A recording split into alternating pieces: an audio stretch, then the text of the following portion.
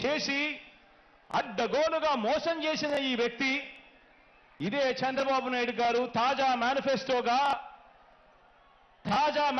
వాగ్దానాల విషయానికి వస్తే చంద్రబాబు నాయుడు గారి తాజా మేనిఫెస్టో వాగ్దానాల విషయానికి వస్తే నరకలోకానికి నారాలోకానికి రమ్మంటే ఎవరు కూడా రారు కాబట్టి ఎంట్రన్స్ లో స్వర్గం చూపించి లోపలికి వెళ్ళాక మోసం చేసి నరకం చూపించే మార్కెటింగ్ టెక్నిక్ చంద్రబాబు నాయుడు గారికి అలవాటు. అందులో భాగంగానే చంద్రబాబు నాయుడు గారు ఈ మధ్యకాలంలో మేనిఫెస్టో అని కిచిడి వాగ్దానాలన్నీ కలిపాడు. కర్ణాటకలో నుంచి కొన్ని, తెలంగాణలో నుంచి కొన్ని, అన్ని రకాల మేనిఫెస్టోలన్నీ వాళ్ళ హామీలన్నీ కలిపి ఒక కిచిడి మేనిఫెస్టో తీసుకొచ్చాడు. ఆ కిచిడి మేనిఫెస్టో తీసుకొచ్చిన ఈ చంద్రబాబు అందులో భాగంగా వాళ్ళు చూపించే గ్రాఫిక్స్, అందులో భాగంగా వాళ్ళు నడిపించే ఎల్లో మీడియా డిబేట్లు, వారు చేసే ప్రచారాలు ఆలోచన చేయమని అడుగుతా ఉన్నాను. ఇదే పెద్ద మనిషి చంద్రబాబు నాయుడు గారు చేసే వాగ్దానాలకు శకుని చేతిలో పాచికలకు తేడా ఏమైనా ఉందా అన్న ఆలోచన చేయమని అడుగుతా ఉన్నా మిమ్మల్ని అందరినీ కూడా. అందుకు భిన్నంగా చంద్రబాబు నాయుడు గారి క్యారెక్టర్కు భిన్నంగా మనందరి ప్రభుత్వం కరోనా కష్ట సమయంలో కూడా ఏమాత్రం కూడా సాకులు చూపకుండా పేదలందరికీ కూడా మేనిఫెస్టోలో ఇచ్చిన ప్రతి మాట ప్రకారం సంక్షేమ పథకాలన్నీ కూడా ప్రతి ఇంటికి అందించాం, ఇంటింటికి అందించాం. నేరుగా మీ బిడ్డ బటన్ నొక్కుతా ఉన్నాడు. నేరుగా నా అక్క చెల్లెమ్మల కుటుంబాల ఖాతాల్లోకి డీబీటీ పద్ధతిలో ఎక్కడ ఎవరు లంచాలు అడగడం లేదు, ఎక్కడ ఎవరు వివక్ష చూపడం లేదు. నేరుగా నా అక్క చెల్లెమ్మల కుటుంబాల ఇళ్లకు అక్షరాల 2,65,000 కోట్ల రూపాయలు నేరుగా మీ బిడ్డ బటన్ నొక్కడం, నేరుగా నా అక్క చెల్లెమ్మల కుటుంబాల ఖాతాల్లోకి వెళ్ళిపోవడం జరుగుతా ఉన్న పరిస్థితిని గమనించమని అడుగుతా ఉన్నా. ఇక నాన్ డీబీటీ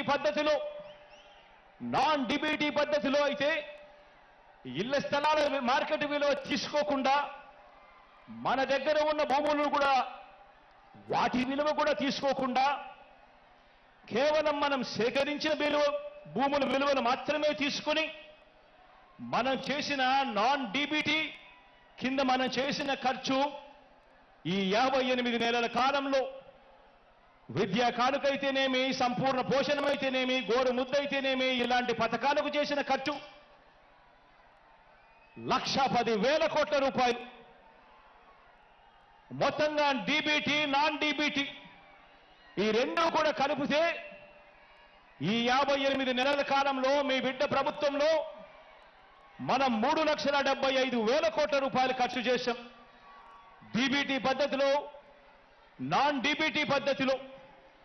అంటే ఏటా ఈ పథకాల మీద మీ బిడ్డ ప్రభుత్వంలో గతంలో ఎప్పుడూ చూడని విధంగా జరిగిన ప్రజలకిచ్చిన సొమ్ము సంవత్సరానికి 75,000 కోట్ల రూపాయలు.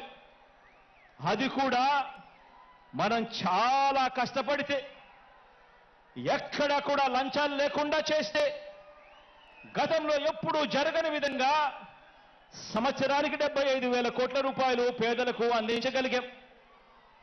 మనందరి ప్రభుత్వం చేస్తున్న సంక్షేమాన్ని, ఇంటింటి అభివృద్ధిని చూసి తట్టుకోలేక ఈర్ష్యతో రాష్ట్రం శ్రీలంక అయిపోతుంది అని చెప్పి గతంలో ఇదే ఈనాడు, గతంలో ఇదే చంద్రబాబు నాయుడు గారు ఎన్నెన్నో సందర్భాలలో కూడా వాదించడం కూడా మన కళ్ళ ఎదుటే కనిపిస్తా ఉన్న సత్యం. ఇప్పుడు అదే నోటితో మరోసారి మోసం చేసేందుకు అలాగే చెప్పేవి, ఇప్పుడు అదే నోటితోనే అలాగే మోసం చేసేందుకు ఎలాగూ చెప్పేటివన్నీ కూడా అబద్ధాలే అబద్ధాలే కదా, అబద్ధాలకు హద్దులెందుకు అని చంద్రబాబు నాయుడు గారు ఈ మధ్యకాలంలోనే 6 వాగ్దానాలు అంటూ వదిలారు.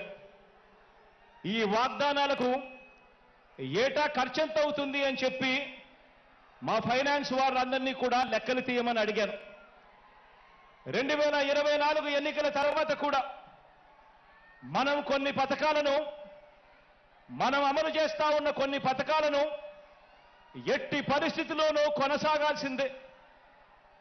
2024 ఎన్నికల తర్వాత కూడా మనం అమలు చేస్తా ఉన్న కొన్ని పథకాలను ఎట్టి పరిస్థితుల్లోనూ కూడా కొనసాగాల్సిందే. ఉదాహరణకు అలాంటి 8 పథకాలు మీ అందరికీ కూడా ఇప్పుడు చెప్తాను. 66 లక్షల మంది పెన్షన్లకు 66 లక్షల మంది పెన్షన్లకు మన ప్రభుత్వం ఖర్చు చేస్తా ఉన్నది దాదాపుగా 24,000 కోట్లు. ఉచిత విద్యుత్కు, రైతన్నలకు ఇచ్చే ఉచిత విద్యుత్కు మన ప్రభుత్వం ఖర్చు చేస్తా ఉన్నది 11,000 కోట్లు. సబ్సిడీ కింద బియ్యం ఇచ్చేందుకు మన ప్రభుత్వం ఖర్చు చేస్తా ఉన్నది మరో 4,600 కోట్లు. ఆరోగ్యశ్రీ, ఆరోగ్య ఆసరా, 104, 108 ఇటువంటివి ఎవరైనా కూడా ఖచ్చితంగా చేయాల్సిన ముట్టుకోలేనేటివి మరో 4,400 కోట్లు. పూర్తి ఫీజు రీయింబర్స్మెంట్ కింద మీ జగనన్న ఇస్తా ఉన్న విద్యా దీవెన, వసతి దీవెన కింద మరో 5,000 కోట్లు. సంపూర్ణ పోషణం కింద 2,200 కోట్లు. గోరు ముద్ద కింద మరో 1,900 కోట్లు. కేవలం ఈ 8 పథకాలకే, అంటే ఎట్టి పరిస్థితిలోనూ కూడా వీటిని టచ్ కూడా ఎవరు చేయలేరు. ఇటువంటి 8 పథకాలకే ఖర్చు మరో 52,700 కోట్ల రూపాయలు. ఇవి ఖచ్చితంగా ఎవరైనా కూడా చేయాల్సిందే.